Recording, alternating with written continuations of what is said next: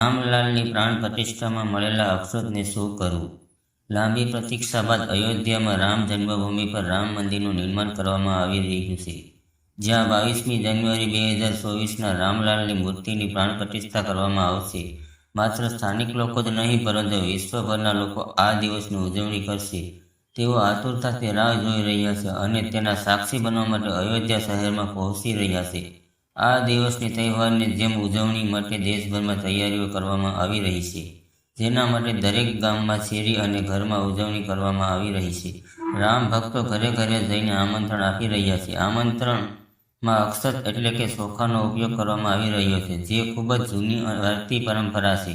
ચાલો જાણીએ અક્ષત એટલે શું. અયોધ્યામાં રામ મંદિરનું નિર્માણ કાર્ય તેજ ગતિએ ચાલી રહ્યું છે. બીજી તરફ રામલાલના મૂર્તિની અભિષેક સમારોહની તૈયારીઓ ચાલી રહી છે.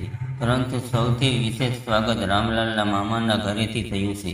ભગવાનના મામાના ઘરેથી 3000 ટન સુધી ચોખા મોકલવામાં આવ્યા છે, જે તેમના અભિષેક પછી રામલાલને અર્પણ કરવામાં આવશે. ભારતીય પરંપરા અનુસાર પ્રાચીન સમયમાં કોઈ પણ તહેવારો કે કાર્યક્રમ માટે એકબીજાના અક્ષત એટલે કે ચોખા આપી કે લોકોને આમંત્રણ મોકલવા માટે અક્ષતનો ઉપયોગ થતો હતો. આ માટે હળદરમાં રંગેલા પીળા ચોખા ઉપયોગ થતો હતો.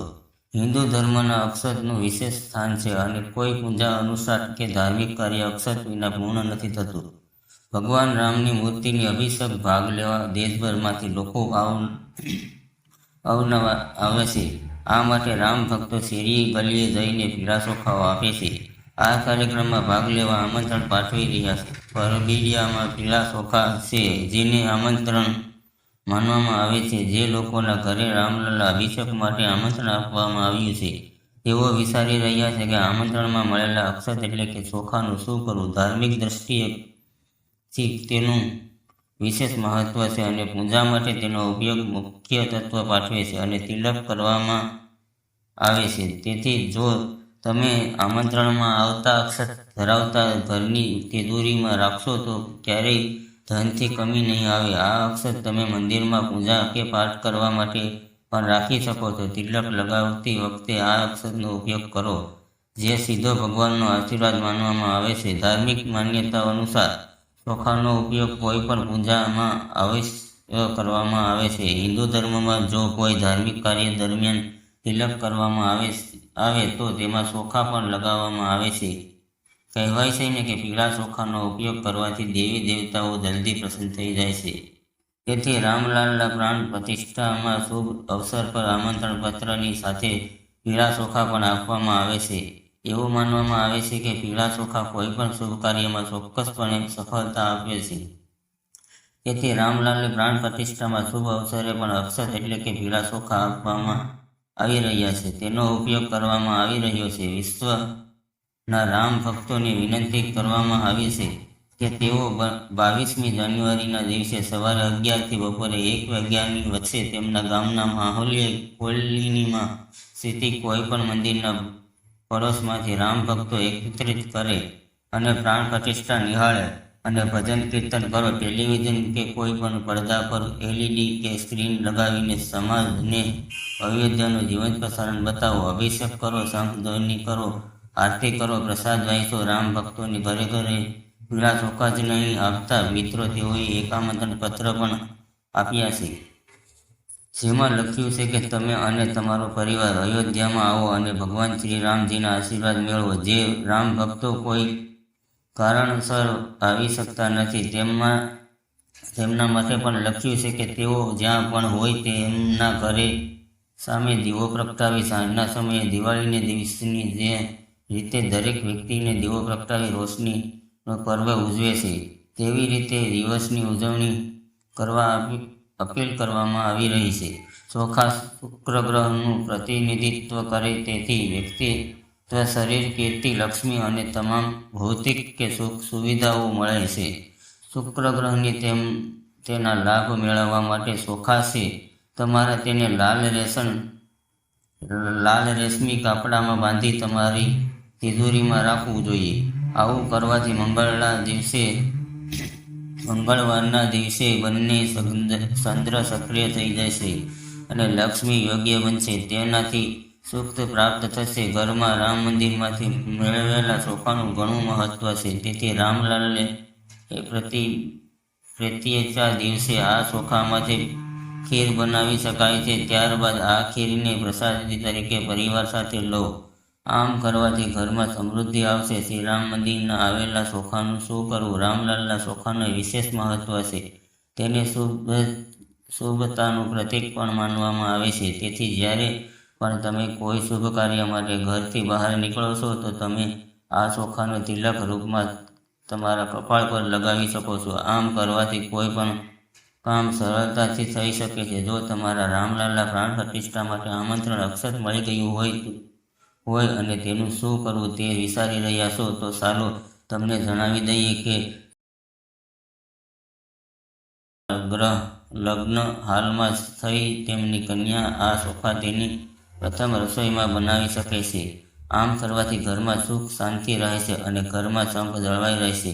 ધાર્મિક દ્રષ્ટિએ અક્ષતનું વિશેષ મહત્વ છે. તેથી આ ચોખાને પૂજામાં ઉપયોગ કરવામાં આવે છે. ઉપરાંત જે છોકરીઓના તાજેતરમાં લગ્ન થાય છે તેના પિતા તેને સૌભાગ્ય રૂપે રામ મંદિરથી આવેલા ચોખાની સાથે કન્યાદાન આપી શકે છે. આમ કરવાથી દીકરી જ્યાં જશે તે ઘરમાં આશીર્વાદ મળવા લાગશે. આ અભિમાન વિશ્વ હિન્દુ પરિષદ દ્વારા દરેક ગામની વાસ્તા પહોંચી અયોધ્યામાં શ્રી રામલાલની મૂર્તિની પ્રાણ પ્રતિષ્ઠા શુભ અવસર પર પીળા ચોખા આપે છે. દરેક હિન્દુઓ અયોધ્યા પહોંચવાનું આમંત્રણ આપવાની જવાબદારી ઉપાડી છે. હું 22મી જાન્યુઆરી શ્રી રામનું નૂતન મંદિર ઉદ્ઘાટન થશે. વધુમાં હિન્દુ સમાજે અયોધ્યામાં રામલાલના દર્શન કરવા નથી પહોંચી શકતા તેવી લોકોને ઘરે રહીને સમૂહમાં આ કાર્ય જોઈ અને મંદિરનું ભવ્ય આરતી થાય તે દિવસે દિવાળી જેવો માહોલ તૈયાર કરવામાં આવે.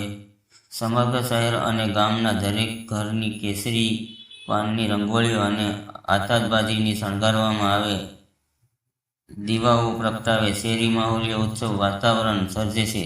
શ્રી રામ જન્મભૂમિ તીર્થ ક્ષેત્ર ટ્રસ્ટ મહામંત્રી સંપતરાયે જણાવ્યું હતું કે પ્રાણ પ્રતિષ્ઠા પૂર્વે અક્ષતનું ભગવાનની સામે પૂજન કરવામાં આવશે. સમગ્ર દેશમાં એક સિસ્ટમ હેઠળ વિતરણ કરવામાં આવશે અને વિનંતી કરવામાં આવશે કે આનંદ ઉત્સવ આ દિવસે પ્રાણ પ્રતિષ્ઠા કાર્યક્રમ પોતપોતાના મંદિરોમાં ઉજવવો જોઈએ. ટ્રસ્ટ વતી રાયે જણાવ્યું કે પ્રાણ પ્રતિષ્ઠા પછી જે ભગવાનની મૂર્તિઓની સ્થાપના કરવામાં આવે છે તેનો ફોટો લેવામાં આવે છે અને ફોટો પ્રિન્ટ કરવામાં આવશે અને તે ફોટો અયોધ્યા આવતા દરેક દર્શનાર્થીઓને પ્રસાદી સાથે આપવામાં આવશે, જેથી 1-2 વર્ષ તે ફોટો ઘરમાં પહોંચી જાય. મહામંડલેશ્વર સ્વામી રામ ગોપાલદાસે પણ સમજાવ્યું છે કે આ અક્ષતનું આમંત્રણ શું છે. મહામંડલેશ્વર સ્વામી રામ ગોપાલદાસે સમજાવ્યું કે ભગવાન સાથેનો આપણો સંબંધ શ્વાસ છે. જીવનનો ભગવાન સાથે સતત સંબંધ છે, એટલે કે એક એવો સંબંધ જ્યારે ક્યારેય નાશ પામતો નથી. તેમણે કહ્યું કે તે અક્ષત છે જે ભગવાન સાથે આપણા સાક્ષાત સંબંધ અને મંદિર સાક્ષાતનું પ્રતીક છે. ડાંગરમાં ઉપરનો ભાગને દૂર કર્યો છે, પછી જે ચોખા બચે છે તે અક્ષતનો ઉપયોગ થાય છે. કેટલીક જગ્યાએ હળદર, સોપારી અને તુલસી દાળનો પણ ઉપયોગ થાય છે. તેમણે સમજાવ્યું છે કે તુલસીદાસ ભગવાન શ્રી રામની દહીં અને ચોખા ખાતા જોયા હતા, તેથી તેને મહાપ્રસાદ પણ કહેવામાં આવે છે. તેમણે કહ્યું હતું કે અક્ષત ડાંગરનો આ ભાગ અંતરામ પ્રતિનિધિત્વ કરે છે. તેનાથી આશીર્વાદ જળવાઈ રહે તે માટે લગ્ન પણ તેનો ઉપયોગ કરવામાં આવે છે. આથી જ પત્રો દ્વારા આમંત્રણ આપવામાં આવે છે. અક્ષત આમંત્રણ દ્વારા માત્ર વડાપ્રધાન નરેન્દ્ર મોદી જ નહીં પરંતુ સામાન્ય ભક્તો પણ આમંત્રણ ગયું હતું. નજીકના મંદિરોના પૂજા અને આરતીમાં ભાગ લેવો. જૂના સમયમાં પણ અક્ષત દ્વારા લોકોને લગ્ન કે અન્ય કાર્યક્રમ માટે આમંત્રણ આપવામાં આવતું હતું. અક્ષત ચોખા પણ કાર્ડની સાથે મોકલવામાં આવતા. પ્રિય મિત્રો, આજના વિડીયોમાં આટલું જ છે. જો તમને શાસ્ત્ર અનુસાર અમારા દ્વારા આપવામાં આવેલી માહિતી પસંદ આવી હોય તો વિડીયોને લાઇક, શેર અને સબસ્ક્રાઈબ કરો અને કોમેન્ટ બોક્સમાં જય શ્રી રામ લખજો. જય શ્રી કૃષ્ણ. જય માતાજી.